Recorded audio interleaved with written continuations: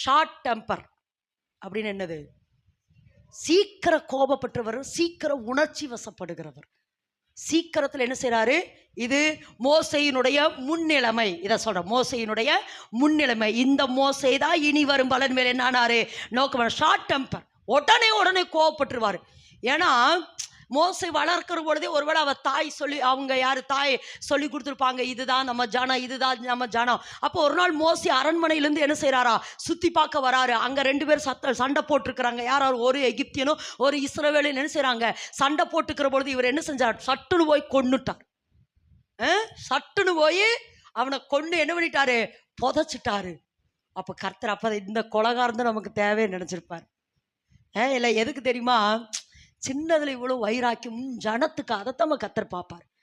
கொஞ்சத்துல அந்த மீதி யாரு? கிதியோனும் அப்படித்தான். கோதுமையை தப்பு செய்யல, நீதான் எனக்கு தேவை. இப்படி பண்ணுன உடனே மோசே நீதான் அப்படின்னு சொல்லி கர்த்தர் மோசையை பிடித்து கொண்டாராம்.